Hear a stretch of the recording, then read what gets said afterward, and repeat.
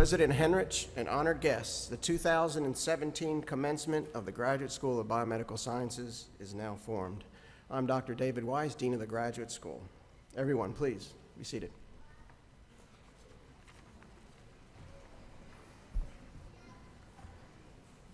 Esteemed members of the platform party, faculty, graduates, and their friends and family, good afternoon and welcome to the 2017 commencement of the Graduate School of Biomedical Sciences at UT Health San Antonio. This is an exciting weekend for our institution. Starting today and throughout the rest of the weekend, all 5 schools in this Health Science Center will be graduating their respective classes. We will be graduating well over 800 dentists, nurses, physicians, specialized health professionals, and today, scientists. While all of these talented graduates from all these schools should be commended for their success, I want to point out something I think is quite unique about the educational path of the graduate students that will be receiving their degrees here today. While our graduates certainly take courses, their real training occurs in the laboratory where they each undergo their own unique journey. And there's no map for this journey. There's no script to follow. No instruction manual of which particular experiments to perform or how to interpret the exciting novel data that they've just collected and has probably never even been seen before. It is a student pushing forward day after day, chasing down some fascinating scientific question, trying to understand, for example, the intricacies of how a protein molecule folds so they can understand how it sometimes misfolds and leads to devastating diseases such as Alzheimer's and cystic fibrosis.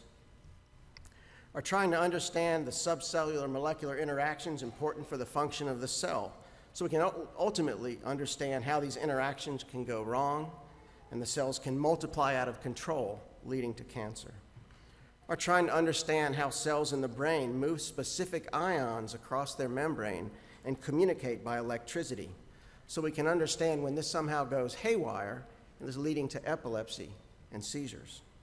Yes, each of our graduates here today have followed their own unique pathway, no two alike, and by walking across this stage, know that they have each made significant and novel contributions to the continuum of knowledge that now links them to the scientists that spend all of time.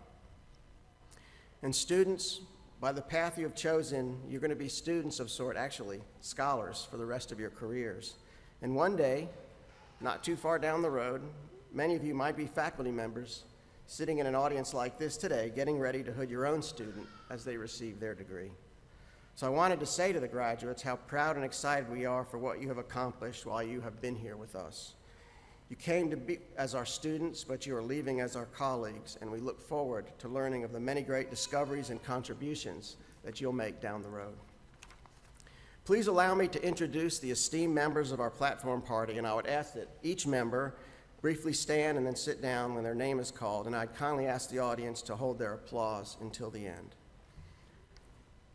Dr. Nikkei Blake, Grand Marshal and Associate Dean, Graduate School of Biomedical Sciences. Dr. William Henrich, President, UT Health San Antonio. Ann Stevens, President Biomed SA, and this year's commencement speaker. Dr. Byron Hepburn, Associate Vice President and Director of the Military Health Institute. Dr. M. Lynn Krisman, Dean, College of Pharmacy, UT Austin. Dr. David Capelli, Interim Associate Dean for Research, School of Dentistry. Dr. David Shellady, Dean, School of Health Professions. Dr. Eileen Breslin, Dean, School of Nursing. Dr. Angea Giafrida, Vice President for Research. Dr. Jacqueline Mock, Vice President for Academic, Faculty, and Student Affairs. Dr. Sarah Gill, Associate Dean of Graduate Programs, School of Nursing. Dr. Jose Cavazos, Assistant Dean, MD PhD Program. Dr. Teresa Evans, Director, Office of Career Development, Graduate School of Biomedical Sciences.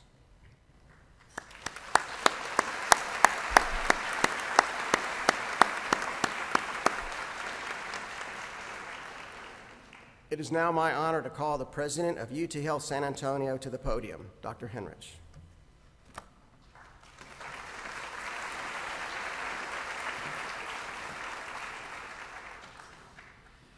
Thank you, Dean Weiss, honored graduates, distinguished members of the faculty, friends, family, and members of the platform party.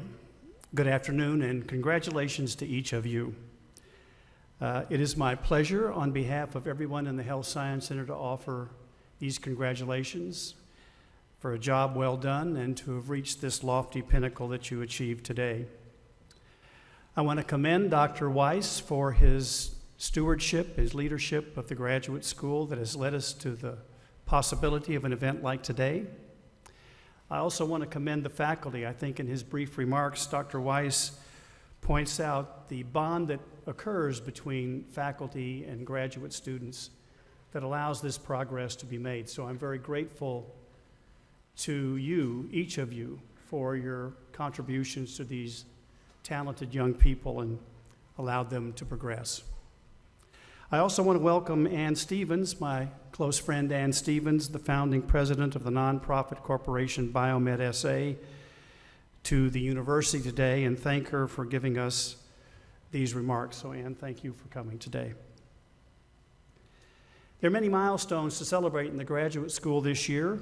A few of these include the fact that Travis Bloch, one of the students from whom you will hear shortly, was the main driving force behind two successful citywide science fiestas in San Antonio.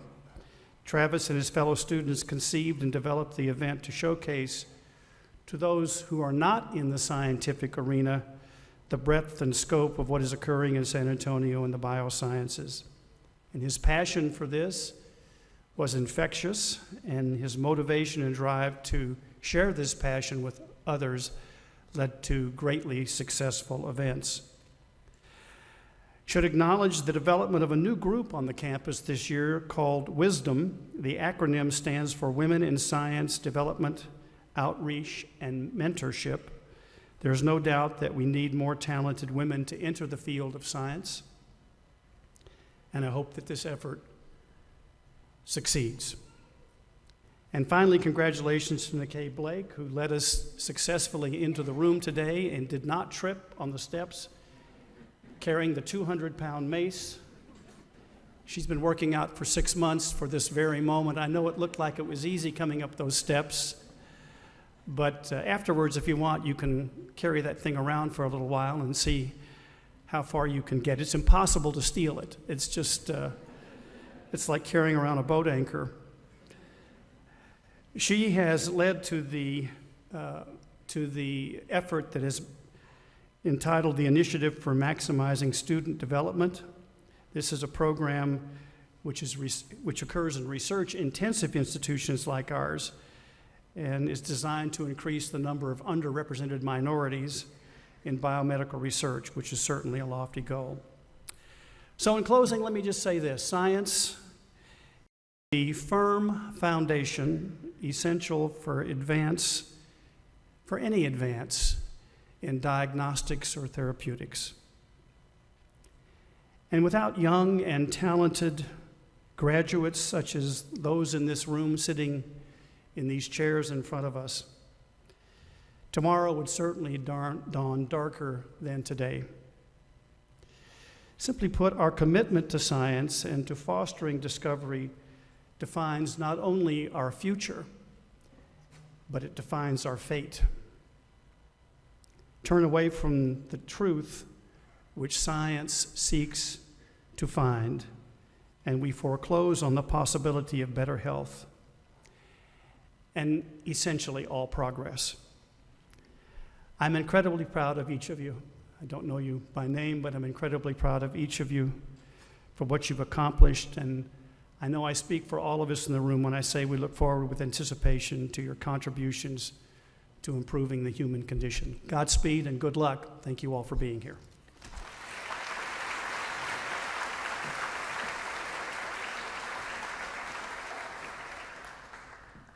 Thank you, Dr. Henrich. As you can see in the commencement program, and you're also going to see when we get started with the awarding of the diplomas, the grad school is comprised of many distinct graduate programs. This makes the process of identifying a student commencement speaker a challenging one. Not all the students that enter together, even within a program, necessarily graduate at the same time. We can't really identify a valedictorian. And how do you pick from so many talented graduates, making so many great discoveries in such vastly different programs? What we do know, though, is that it should be an exemplary student who serves as an inspiration and role model for all of our graduates. While many names came to mind from what we like to refer to as the deep bench in our graduating class, one individual stood out this year, Travis Bloch, a doctoral graduate of our biomedical engineering program. Besides being an exemplary student in every way possible, where Travis has really distinguished himself is in the area of community outreach. And you heard about one example when he was a president of our Graduate Student Association. He conceived and choreographed San Antonio's Science Fiesta, this all-day community-centered science event really targeted to the K through 12 arena. It was a huge success, and even more to its credit, it looks like it will now be a yearly event. And to help pull this off, he actually created his own company called San Antonio Science, a nonprofit organization dedicated to promoting local science through outreach and education. Besides his passion for science, he is passionate in instilling an interest in science for the next generation to follow. It is clear that his impact will go far beyond the bench. Currently, he is senior scientist at the San Antonio biomedical company STEM Biosys. It is my pleasure to invite Travis Bloch to the stage to say a few words on behalf of the class of 2017.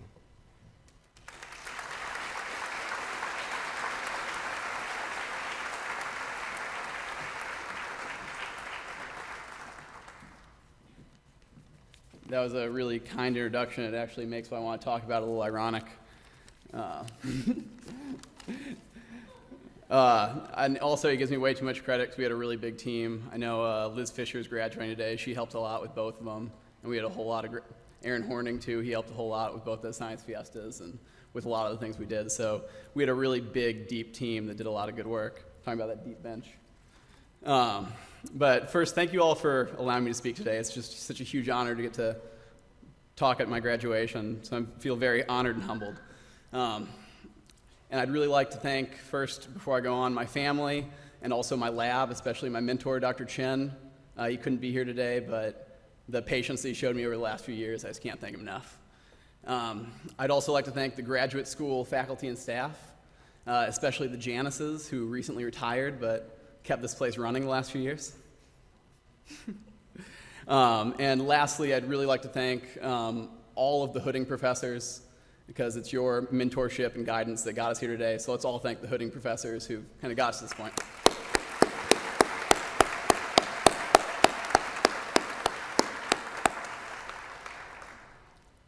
So the best advice I've ever received was this. I was told that if you're the stupidest person in the room, you're in the right room. And looking around, I know that I'm in the right room. Now, this is just a crass way of saying that your team's important and that you should surround yourself with really great people. And I think that most of us in this room will accept the premise that you can accomplish more with a really great team than a bad one. But not a whole lot about graduate school felt like accomplishing things. It's actually kind of funny that we have the opportunity to come here and celebrate this great achievement when I think that for most of us, graduate school felt more like a string of failures than successes. I think it's evident to anyone that's ever asked a graduate student when they're going to graduate. If you did get an answer, it was probably full of contempt and sounded a little bit like a question. So in light of this, I was reflecting on what my team has meant to my failures. And that gave me a whole lot to reflect on because already both my professional and my personal failures have been both numerous and spectacular. Early on in graduate school, I remember I managed to kill all of the cells the lab had growing because I put something I shouldn't have in the incubator. In fairness, I thought incubating anything meant you stuck in the incubator. I put some formalin in there. And that's a big deal in a stem cell lab when you kill all the cells. But it's actually a bigger deal when you don't realize it was your fault, so you do the same thing again and again and again and again. And everything in the lab died for about a month. And finally, we realized what the problem was, and I was so humiliated. And I was just nervous. I didn't even know if the lab was going to want to keep me. And I just didn't want to show my face there because I was so embarrassed. And then my boss, Dr. Chen, he called me into his office. And I was trying to keep a brave face, but really I was just trying to keep from crying. And he said to me, and he has this really thick Chinese accent that I'm going to resist doing today. But he said, oh, and some of you know I do a great Dr. Chen. He said, actually, I'm not mad. I'm very happy. I think maybe now you'll stop killing everything. And we talked about our plans for the next few weeks, and we went back to normal. And around that same time, I actually got engaged. And I got engaged to the wrong person. Another big mistake. And it took me way longer than it should have to figure that out. But close to a year later, I realized that, 4 days before the wedding.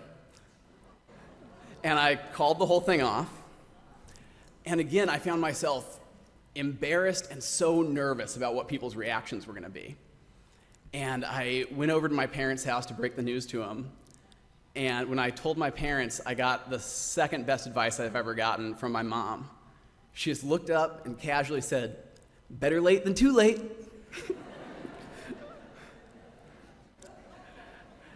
And 4 days later, my friends and family all got together, and we threw one hell of a party on what would have been my wedding night. So what would have been, or could have been, a really upsetting evening for me, instead I found myself just inundated in support, celebrating with all the people that meant the most to me.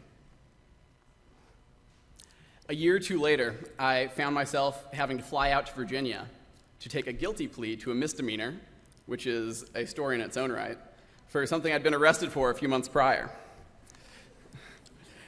This was the lowest feeling of my life. I didn't think that my friends and family would be able to trust and respect me the same way ever again. But to my surprise, it didn't really faze them. I came back and I was met with empathy and support and understanding.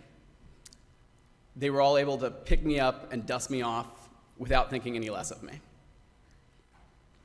What all these experiences taught me was that a good team can help you to big successes, but a great team can help you weather spectacular failure. By receiving our graduate degrees, we all joined very elite company. We were at the cutting edge of our respective fields. But being at the cutting edge is bruising work. It's up to us to forge new paths that haven't been traveled or even conceived. People tend to celebrate when scientists shed new light, but they fail to mention that before that, we're all fumbling around in the dark. We all just survived the gauntlet that is graduate school, but we'll shortly be wading back out into the darkness where we will inevitably be bruised by failure. In that darkness, we will find a number of awesome challenges. Generally, the people in our fields tend to be pretty concerned right now about the political, cultural, and economic climate in the sciences. And that doesn't even mention the fact that it's really hard to be good at our jobs. And the bigger the challenges we take on, the more likely we are to fail. Still, I'm not worried about any of this, because look at who I'm graduating with today. It's a good group. I'm very proud to have known most of you, and I'm very proud to have been part of your teams, and I'm very honored that many of you have been part of my teams. Many of you have been there for me over the last few years, and I hope that when you need support, I can be there for you. I've learned that failure is inevitable, and it's even a necessary part of taking on big challenges. But failure doesn't need to be scary. We can approach big failure and big challenges with confidence if we have a team we can rely on to pick us up when we're down. As we take our next steps and attempt to take on new challenges that still lie in the darkness, let's lean on each other. Let's ask for help from one another, and not hesitate to lend a hand to our friends without judgment. I'm excited to work with all of you in the future to take on huge challenges and to change the world. So let's do what we can to give each other the confidence to fail spectacularly. Thank you.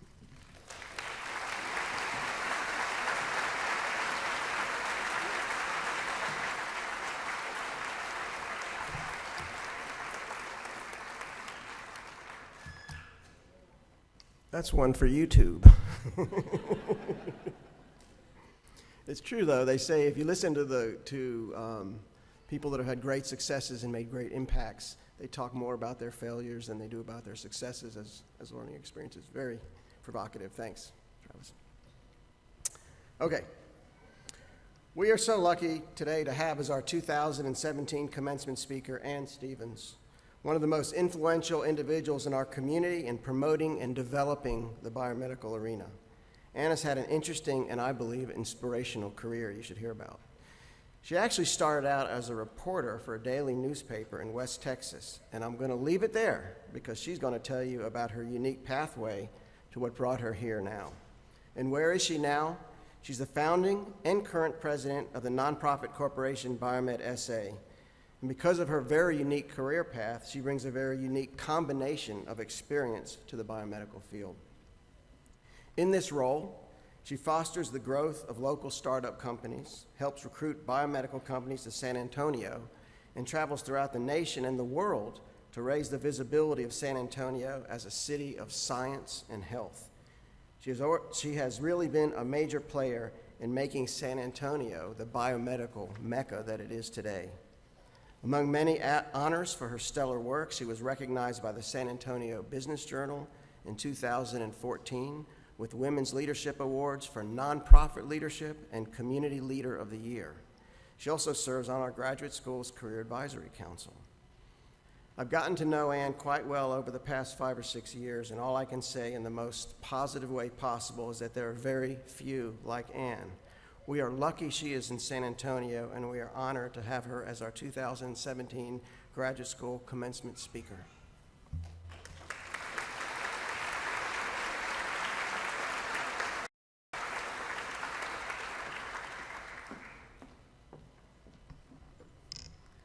Wow. Thank you, Dr. Weiss. Dr. Henrich, Dean Weiss, distinguished members of the faculty, student representative, Dr. Travis Bloch. What an honor it is for me to share the stage with people like you. It's a rare privilege for me and a shared opportunity for all of us to congratulate the graduating class of 2017 and their supportive families. And I'd like to have a round of applause for you right now.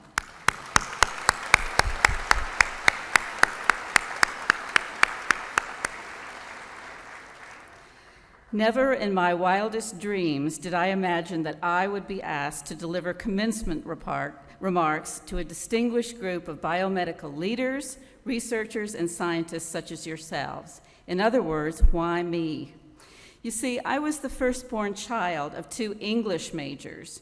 My late father was a professor of English at Texas State University in San Marcos, and both he and my mom earned English degrees from UT Austin.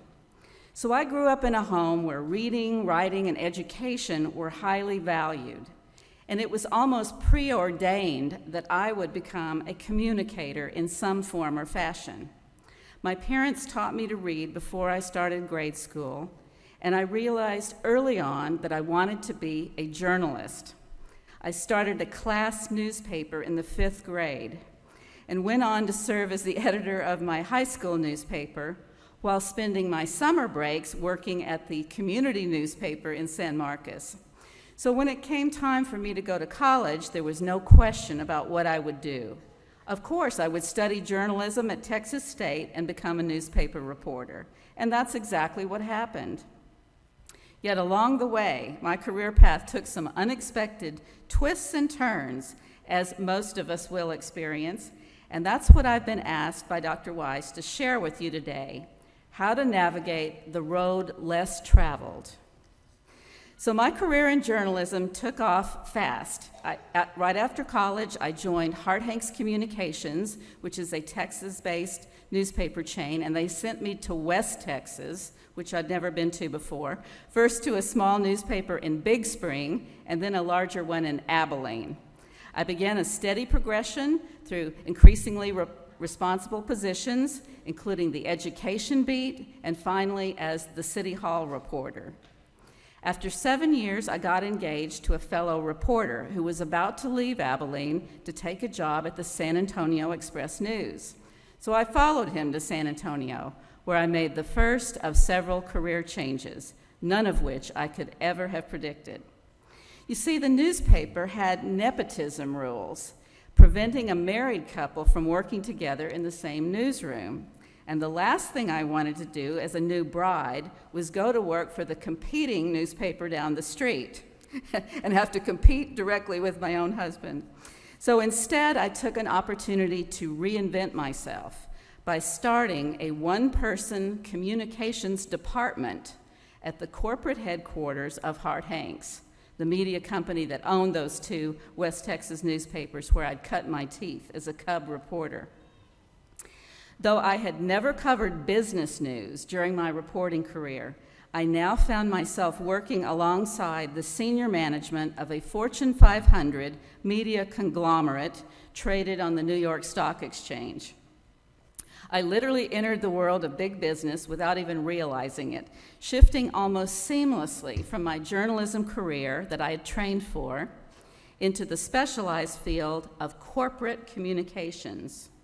In many ways, it felt very natural. I still worked for the same company I'd been with all along, and I continued to use my communication skills, no longer writing newspaper stories, but now writing corporate news releases, annual reports, and an employee magazine. I performed this function for Hart Hanks for 17 years and took on added responsibilities in the rarefied field of investor relations, which is a blend of corporate and financial communications practiced mainly by companies with publicly traded stock.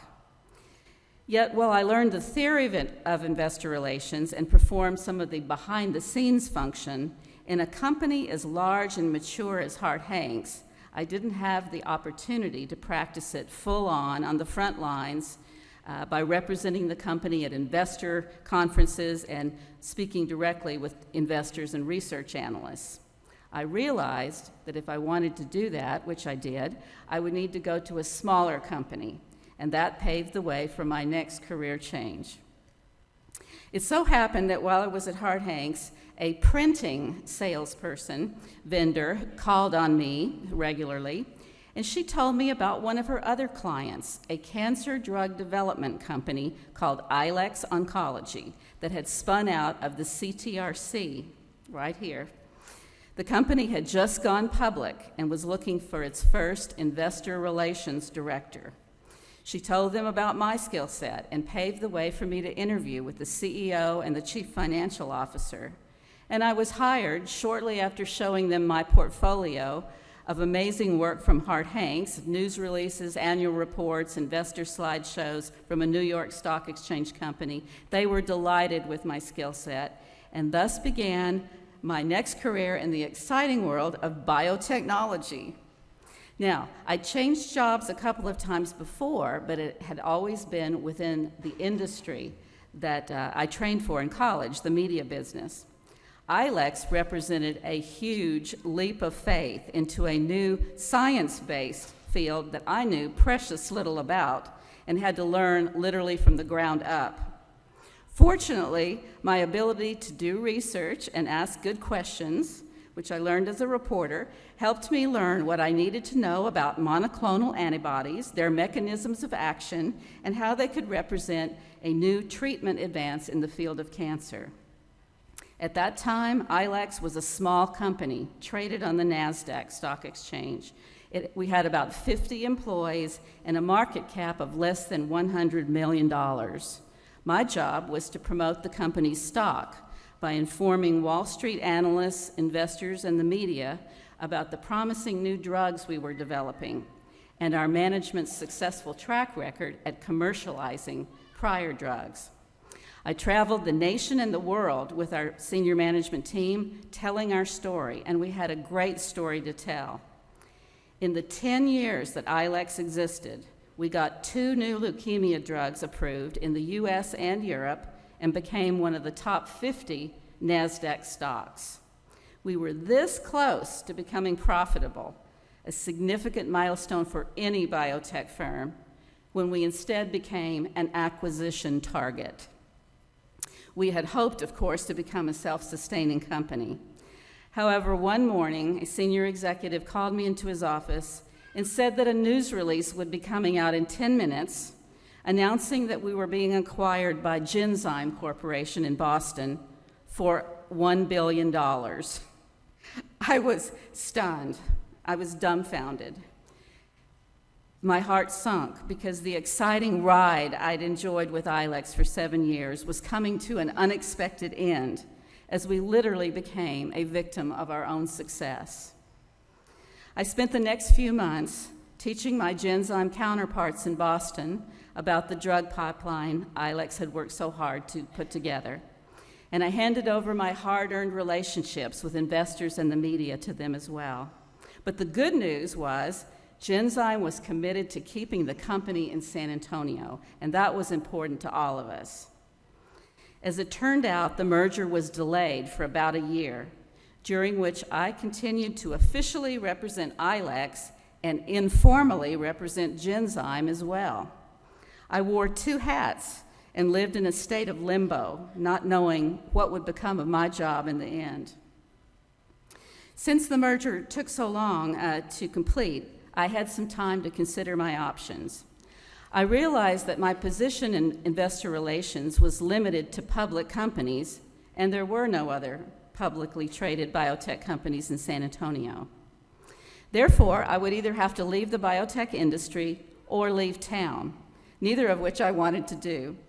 So I had to find a way to transfer my core skills into another position, although I had no clue what that would look like. The first thing I did was to rehire a life coach I had worked with during a previous career change. This allowed me to brainstorm on a regular basis with someone who knew me well and had my best interest at heart. She stressed the importance of staying visible in the business community if I wanted to stay in San Antonio. It so happened that while I was at ILEX, I was active in the San Antonio Chamber of Commerce, and I decided to apply for their Leadership San Antonio program. I made it through the competitive application process and became the very first biotech industry representative to take part in this 9-month program. Not only did this help me expand my network, it boosted my confidence and helped establish me as a biotech industry advocate in the minds of other emerging community leaders. Since our ILEX merger was public knowledge, I was able to speak openly about the probability that I would soon become available to the community, is the way I put it.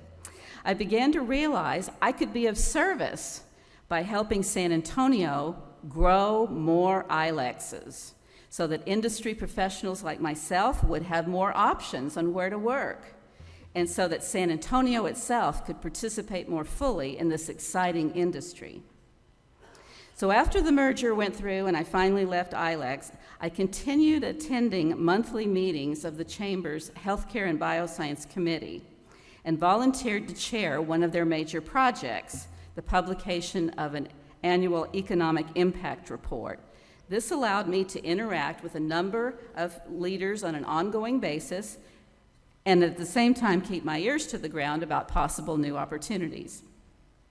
With my coach's help, I also drafted a proposed job description for a biotech economic specialist and floated it to various community organizations as a starting point for trying to figure out what my next job was going to be. But ultimately, it was my chamber involvement that led to my big break. Shortly after I left ILEX, former Mayor Henry Cisneros, who I did not know at the time, launched a trial balloon at the Chamber's annual Economic Outlook Conference. He noted that while healthcare and bioscience had become San Antonio's largest industry, few people outside the city knew that. He suggested that the community form a nonprofit organization he called Biomed SA to raise San Antonio's visibility as a city of science and health. Well, I was in the audience when he suggested this, and you can imagine how excited I was. His idea was right in line with that economic development proposal I had floated to some other community groups. So I went up afterwards, introduced myself to Henry, and expressed my interest in helping him realize our shared vision. With the Chamber's help, Henry organized a whole series of industry meetings that year to explore his idea to create Biomed SA. I attended the meetings and began nurturing my own desire to be the leader of this organization. The rest of the industry rallied around Henry's idea, and he was able to secure some initial seed money from the city, the county, and CPS to launch the organization and begin a national search for the founding president. Well, of course, I was one of the first few hats in the ring, and though I'd never run a nonprofit before, I felt confident of my ability to lead Henry's new organization because it was so well aligned with my own skills and my own interests.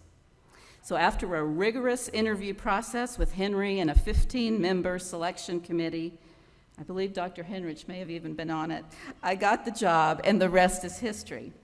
All this was in 2005. And for the last 12 years, I've played a role that makes full use of my communication skills.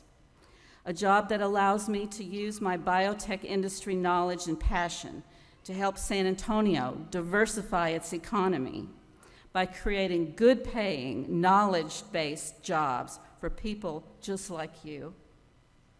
Collectively, we are working to grow more ILEXs, such as STEM Biosis and Novothelium, by translating academic discoveries into new therapies to make lives better. I certainly never imagined leading a nonprofit or becoming an advocate for science. Yet Biomed SA has become the perfect vehicle for realizing my own hopes and dreams, both for my own career and the community that I love. And that is what brings all of us together today through the graduate school and its Career Advisory Council on which I serve. I hope my career story helps illustrate for you some of the many possibilities for career evolution and transformation, which may lie ahead for you too. In closing, I encourage you to remain open to unexpected possibilities when they come your way. By continuing, in the meantime, to hone the core skills you've developed here, and at the same time recognize the inherent value of what you've learned, not just to do science, but to be creative problem solvers in whatever field you find yourself in. By seeking the help you need to walk your path, realizing that no man or woman is an island and there's no need to go it alone. And by staying true to your passion, not being afraid to let it show, because it will draw opportunities to you like a magnet. And whenever opportunity knocks, for goodness sakes, open the door. Thank you so much for listening. Good luck and congratulations.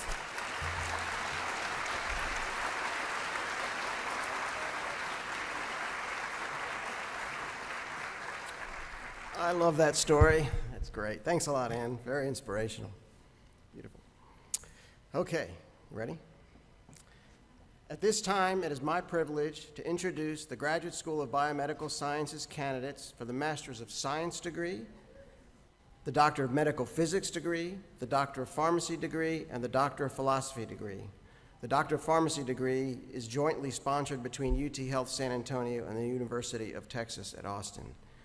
Will all the candidates from all of the programs please stand for President Henrich, who will bestow your respective degrees.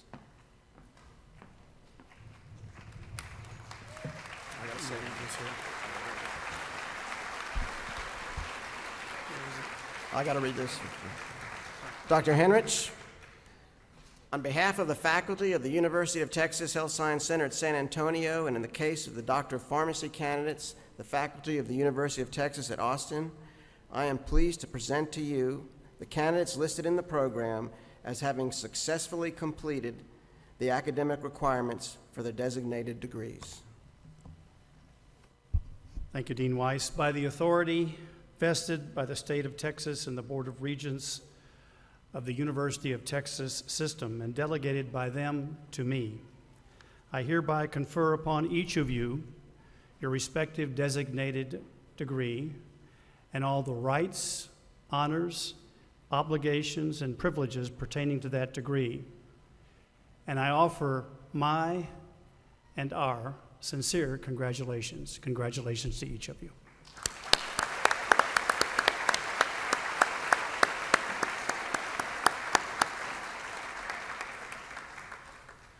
At this time, Dr. Nikkei Blake, Associate Dean of the Graduate School of Biomedical Sciences, will step forward to announce the presentation of diplomas.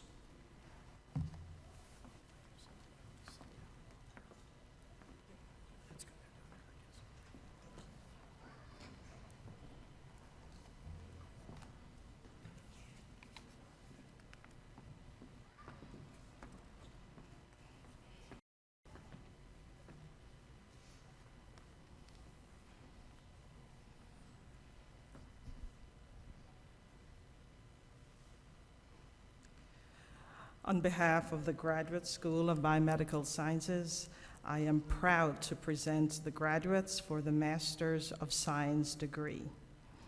When your name is called, please come forward to be hooded and receive the diploma. The supervising professor will also please come forward to bestow the hood. Then you will return to your seat. Hamad Al-Anazi, Supervising Professor Dr. William Kaiser, Immunology and Infection Program.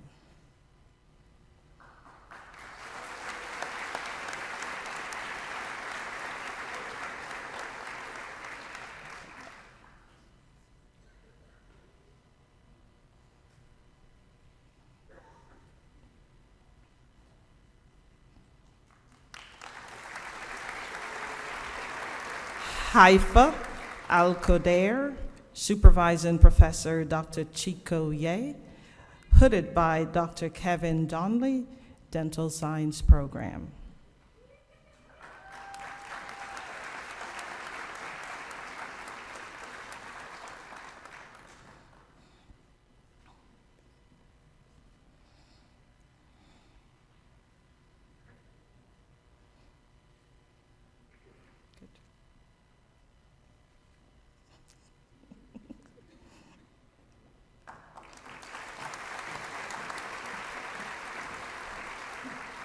Yosef Al-Muga, Supervising Professor Dr. Peter Kagunga, Dental Science Program.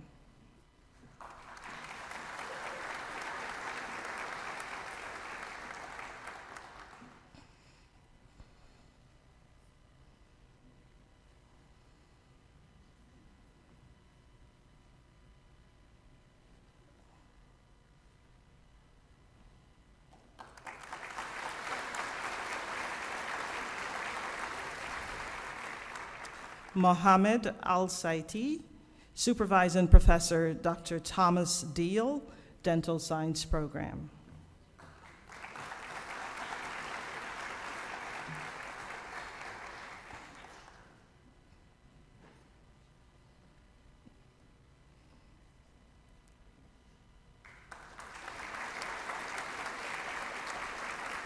Hashem Al-Sayi, Supervising Professor Dr. Peter Kakunga, Dental Science Program.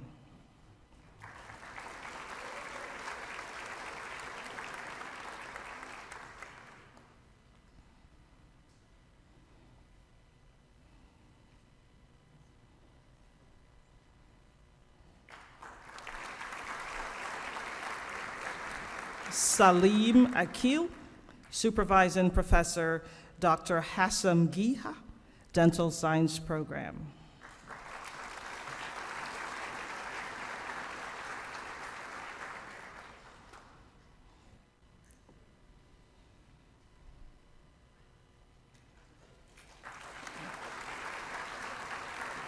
Blaine Callahan, Supervising Professor Dr. Brian Mealy, Dental Science Program.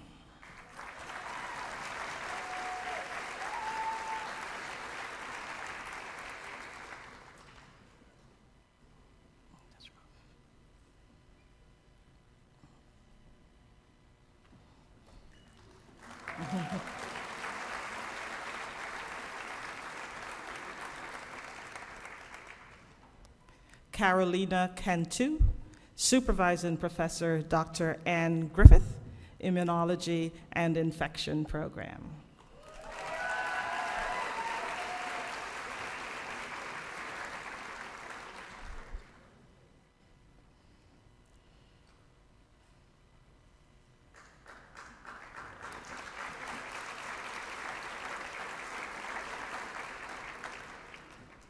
Randy Demeter, Supervising Professor Dr. Brian Mealy, Dental Science Program.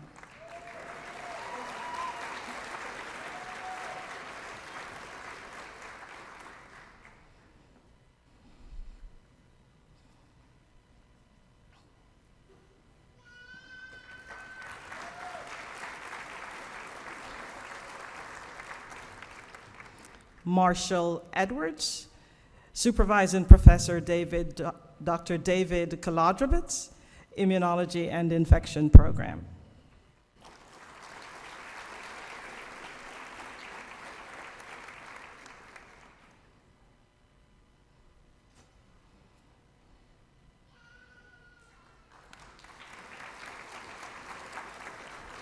Wala Fatala, Supervising Professor Dr. Paulo Casali, hooded by Dr. Michael Burton, Immunology and Infection Program.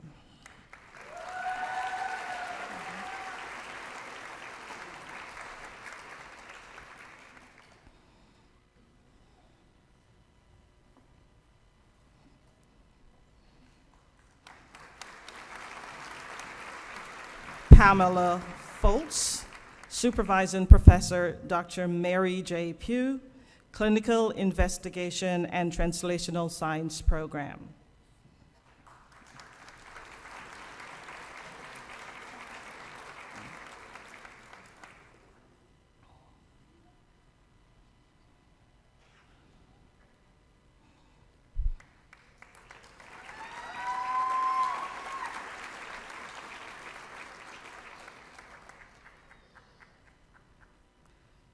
Sumana Ganji, Supervising Professor Dr. Thirumulai Kanan, Immunology and Infection Program.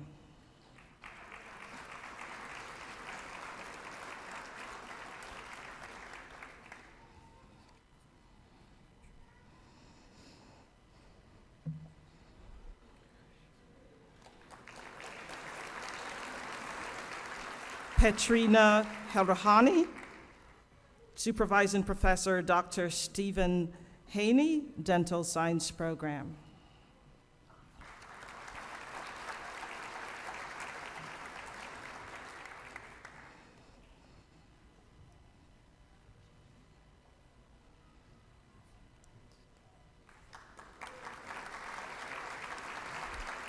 Rafael Gutierrez Jr., Supervising Professor Dr. Edward Brooks, Immunology and Infection Program.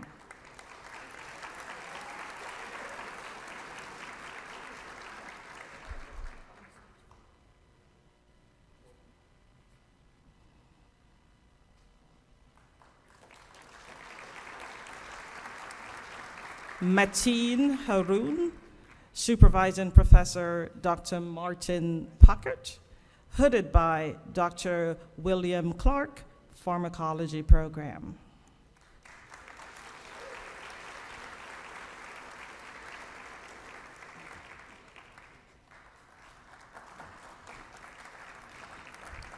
Andrew Lai, Supervising Professor Dr. Elizabeth Ledbetter, Immunology and Infection Program.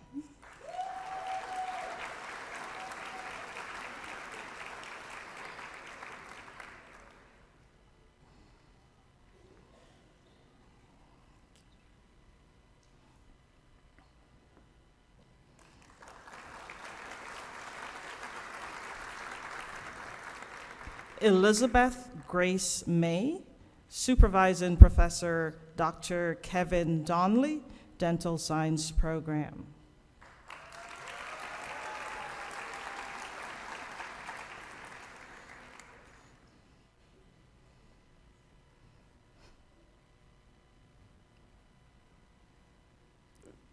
Here.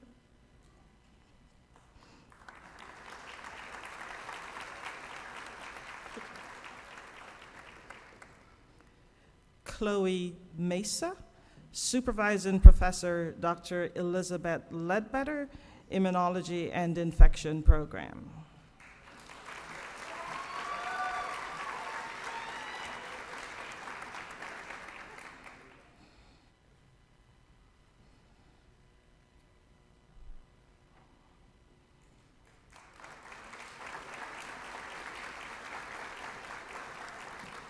Michael Morchat, Supervising Professor Dr. Hassam Giha, Dental Science Program.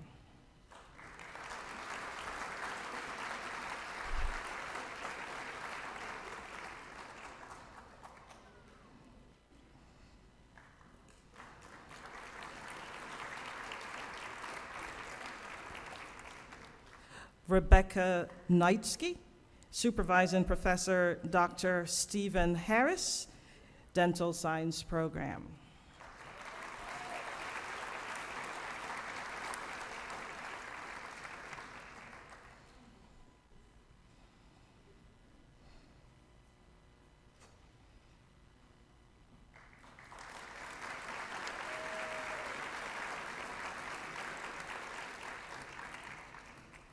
Renee Ramos, Supervising Professor Dr. Yan Zhen, Immunology and Infection Program.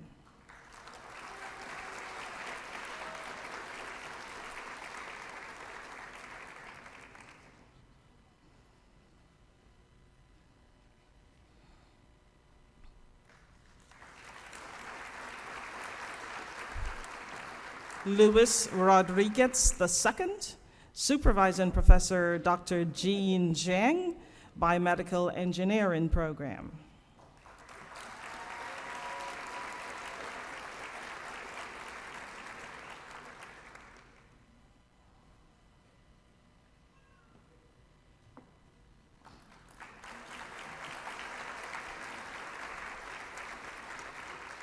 Mark Roundtree, Supervising Professor Dr. David Kadosh, Immunology and Infection Program.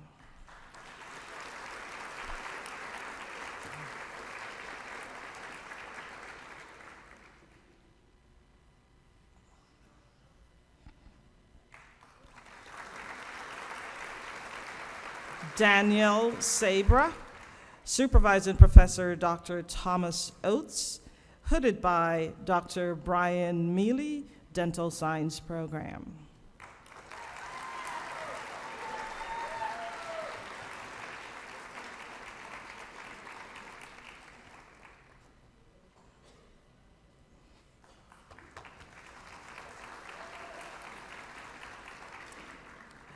Adriana Serrera, Supervising Professor Dr. Elizabeth Ledbetter, Immunology and Infection Program.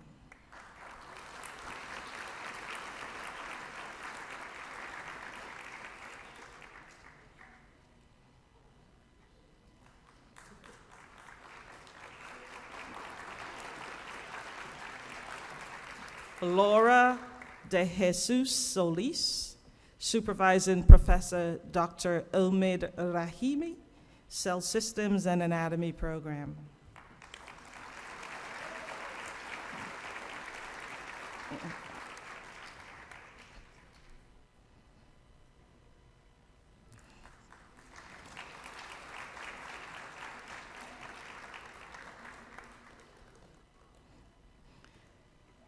Catherine Tatum, Supervising Professor Dr. Guy Huynh Ba, Dental Science Program.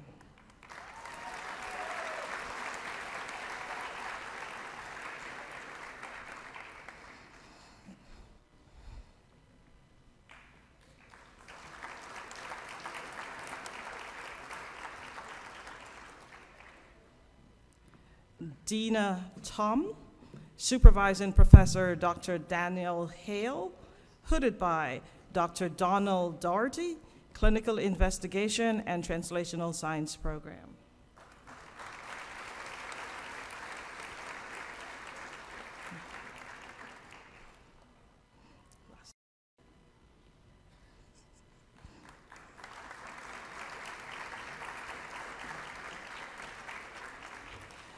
Anusha Vasudev, Supervising Professor Dr. Paolo Casali, hooded by Dr. Michael Burton, Immunology and Infection Program.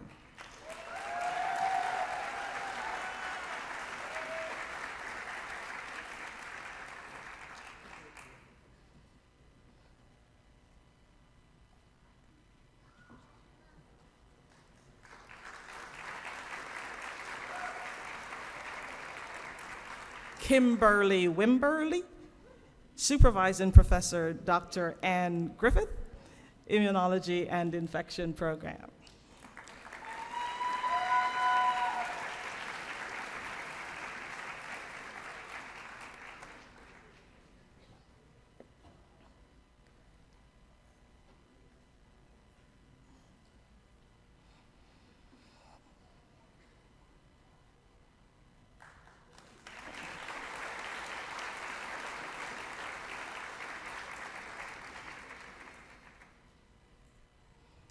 "29 other Masters of Science graduates are being conferred the degree in absentia. These graduates have completed all academic requirements but were unable to be with us today.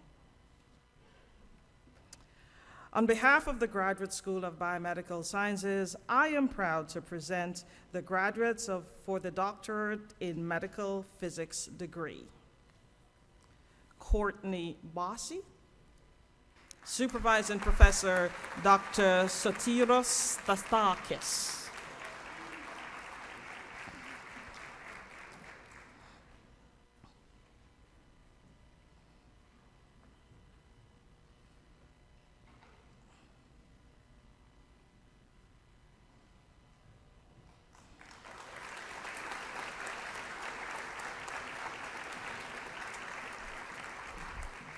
Floyd David Settles, Supervising Professor Dr. Jeffrey Clark.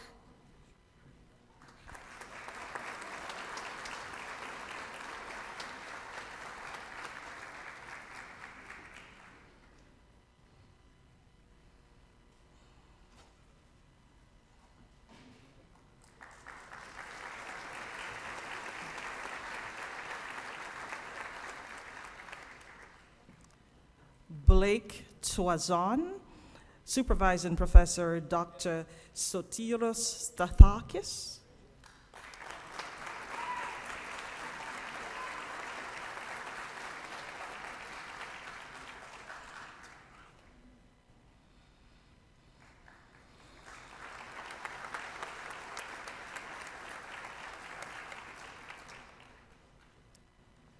The Doctor of Pharmacy, or PharmD program, is administered jointly by the University of Texas at Austin College of Pharmacy and the University of Texas Health Science Center at San Antonio. Over the past 43 years, this program has served as an excellent model of cooperation and collaboration between our two great universities. On behalf of the faculty of the University of Texas at Austin College of Pharmacy and the Graduate School of Biomedical Sciences, Dean Lynn Chrisman will hood the graduates for the Doctor of Pharmacy degree. Sarah Hallowell.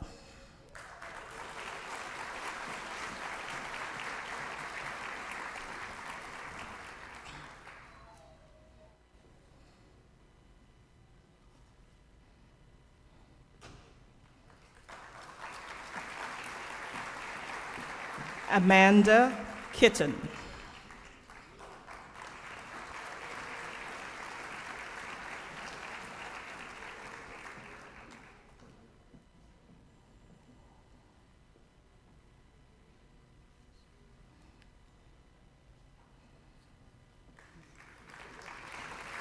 Karen Nafee. Oops.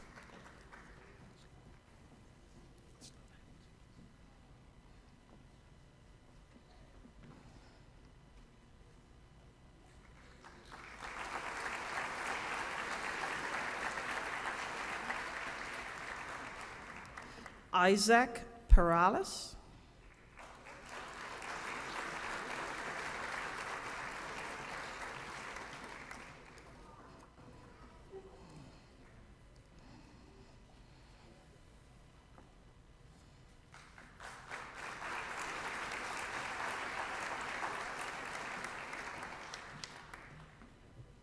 Cameron Pickard.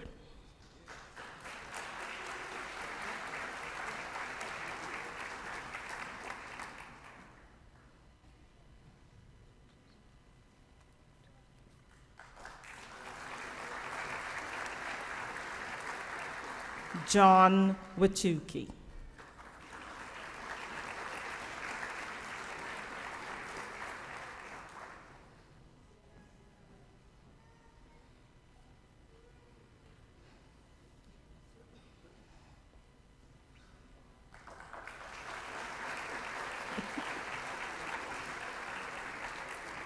"26 other PharmD graduates are being conferred their degree in absentia.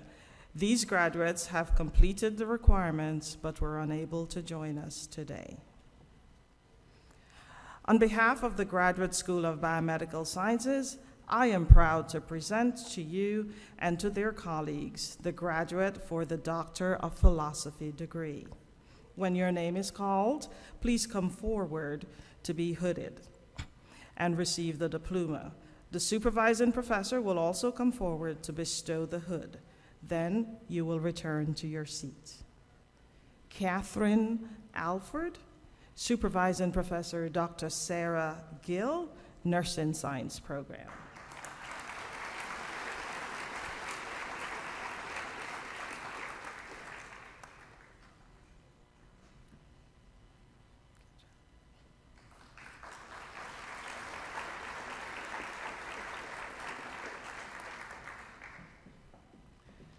Crystal Archer, Supervising Professor Dr. Mark Shapiro, Biochemistry Program.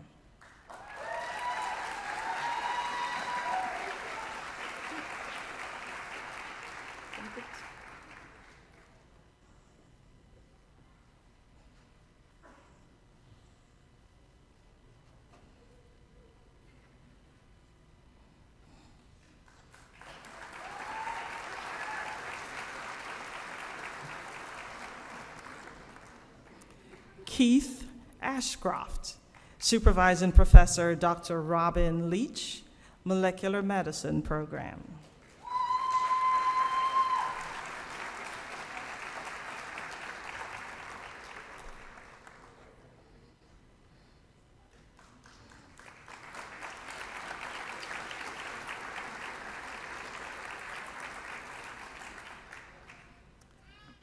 Tatiana Altman, Supervising Professor Dr. Andrea Berendt, Nursing Science Program.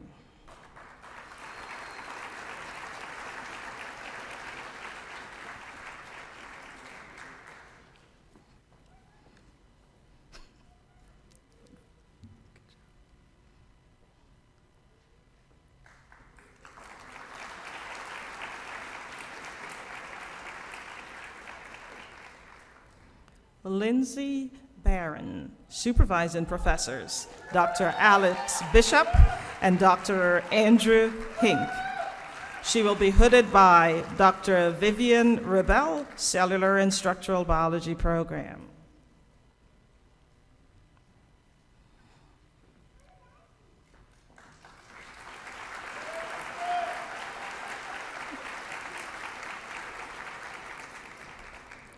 Travis Bloch, Supervising Professor Dr. Yajam Chen, hooded by Dr. Linda McManus, Biomedical Engineering Program.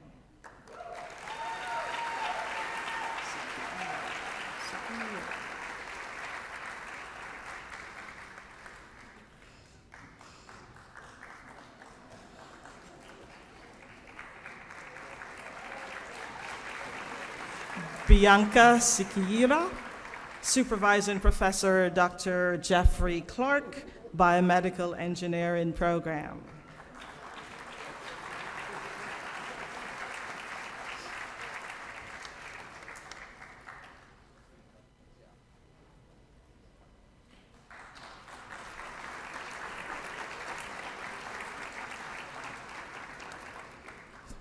Curtis Clark, Supervising Professor Dr. Tyler Curiel, hooded by Dr. Jose Cavazos.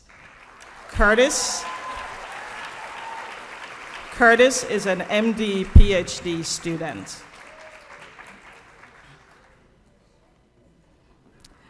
Allison Doyle Brackley, Supervising Professor, Dr. Nathaniel Jeske, Pharmacology Program.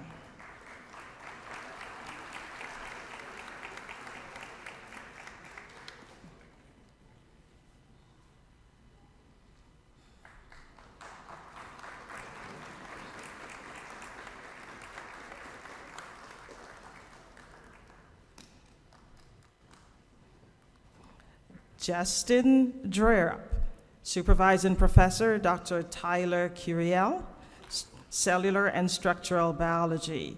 As an MD PhD student, Justin is being hooded by Dr. Jose Cavazos, Assistant Dean for the MD PhD program.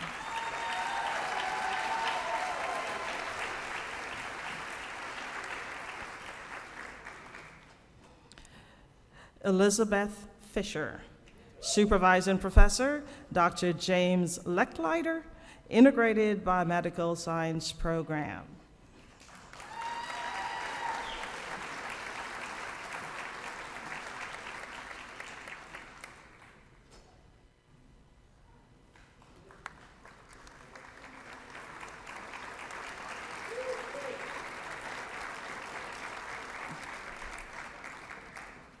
Heather Hambright, Supervising Professor Dr. Rita Ghosh, Cellular and Structural Biology Program.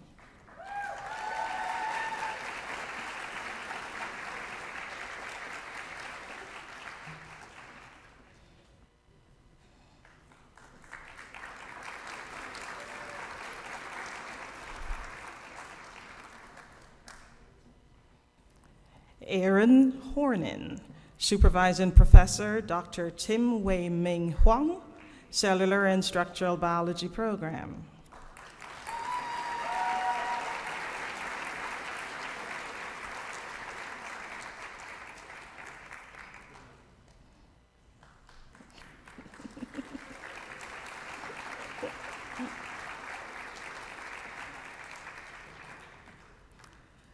Tiffany Houston, Supervising Professor Dr. Rita Ghosh, Cellular and Structural Biology Program.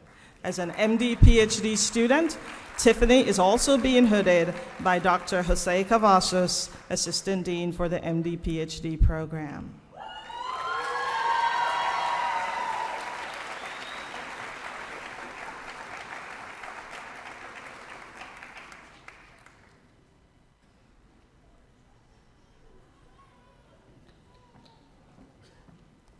Suleiman Salim Hussain, Supervising Professor Dr. Pratap Kumar, Pharmacology Program.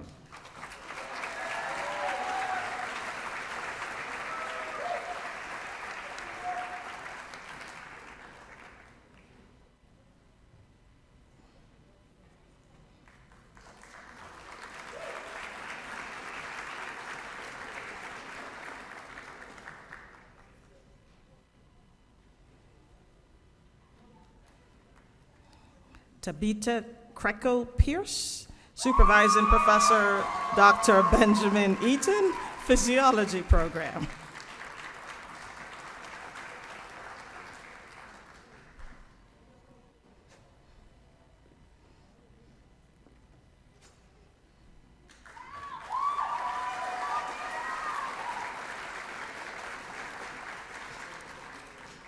Peter Lococo, Supervising Professor Dr. William Clark, Pharmacology program.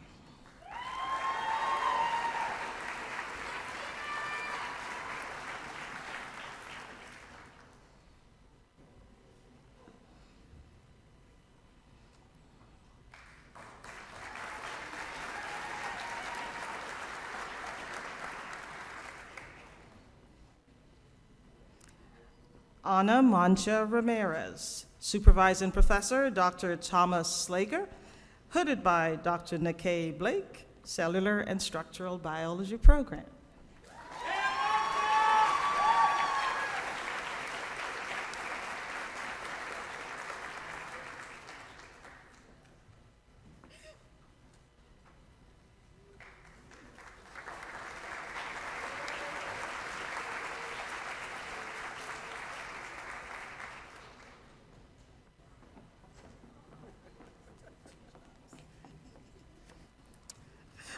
Pormina Mensinkai, Supervising Professor Dr. Thomas Oates, hooded by Dr. Christopher Fry, Translational Science program.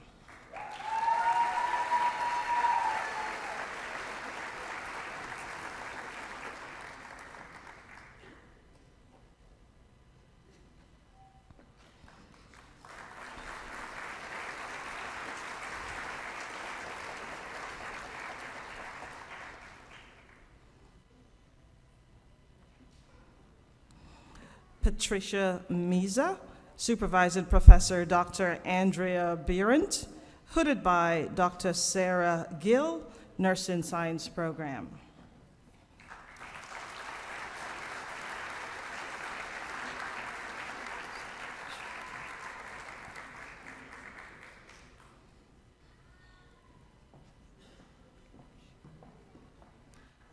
Erin Munkakshi, Supervising Professor Dr. Nicholas Musi, Cellular and Structural Biology program.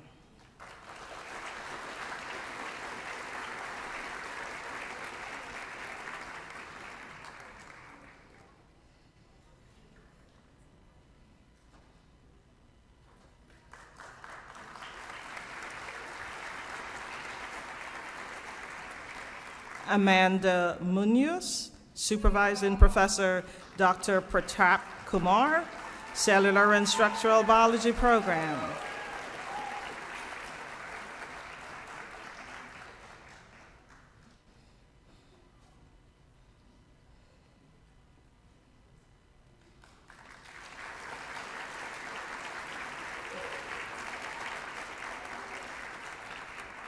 Mohammed Obadat, Supervising Professor Dr. Neil Kirby, Radiological Sciences program.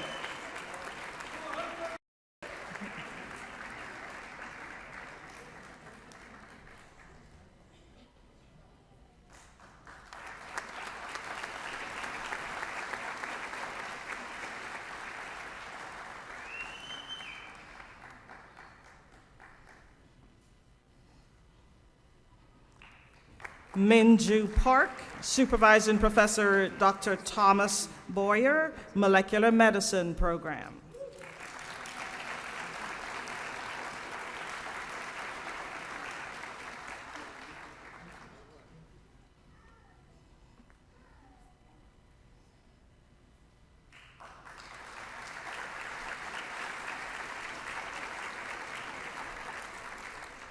Pavel Rodriguez, Supervising Professor Dr. Peter Fox, Radiological Sciences program.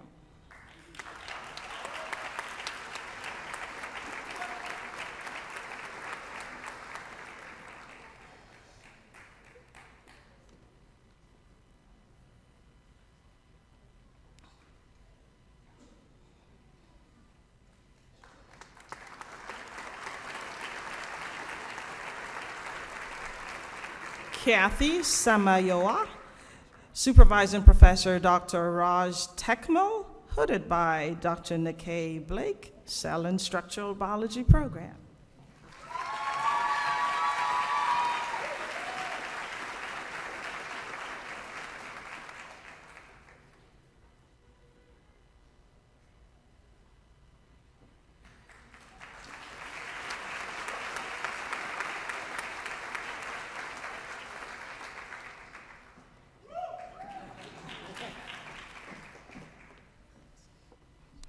Supriya Sinha. Supervising Professor Dr. San Lee, hooded by Dr. Tim Hui Ming Hu, Molecular Medicine Program.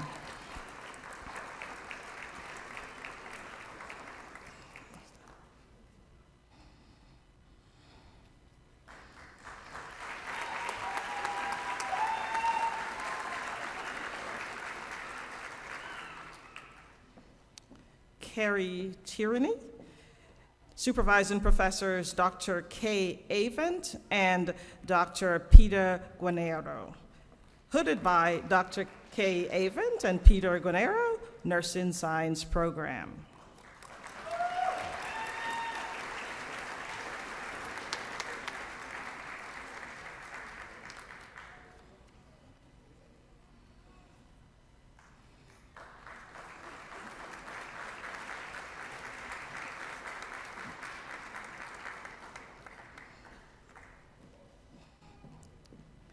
Desiree Wilson, Supervising Professor Dr. Robin Leach, Cellular and Structural Biology.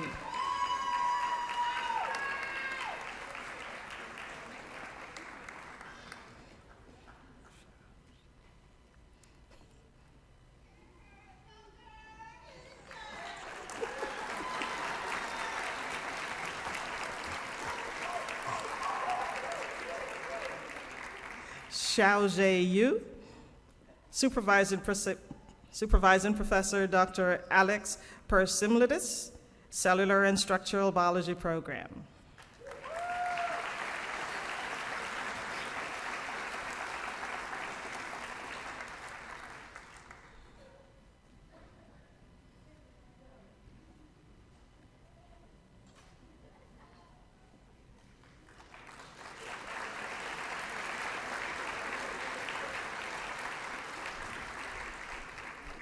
Thirteen other Doctor of Philosophy graduates are being conferred the degree in absentia.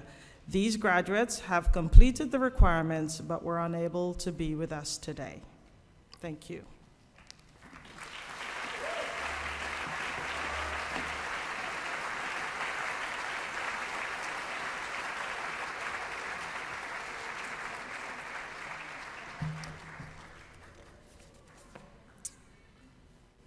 So there you have it. Once again, thank you everybody for coming, and a special thanks to Dr. Travis Bloch and Ann Stevens for their inspirational words. And let me once again congratulate our class of 2017. How about another big round of applause?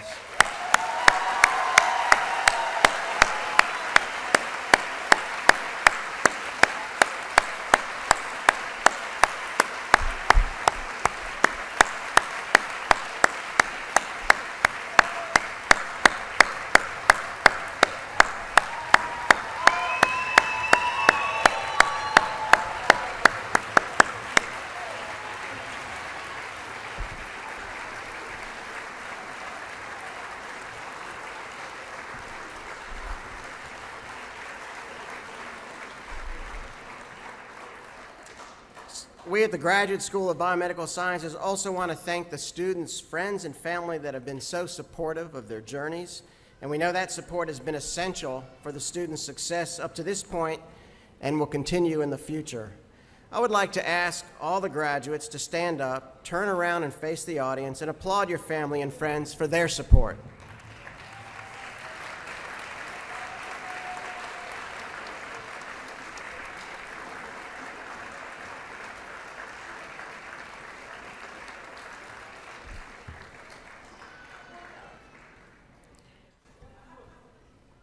Dr. Henrich and honored guests, the 2017 commencement of the Graduate School of Biomedical Sciences is now concluded. The audience is requested to remain seated until all of the graduates have left the auditorium. The platform party will exit the stage down the center aisle first. Our ushers will then prompt each consecutive row of graduates and faculty to follow behind them. Afterward, everyone, please join us for a reception in the foyer to congratulate the graduates. Will the graduates, members of the platform party, and faculty please stand for the recessional?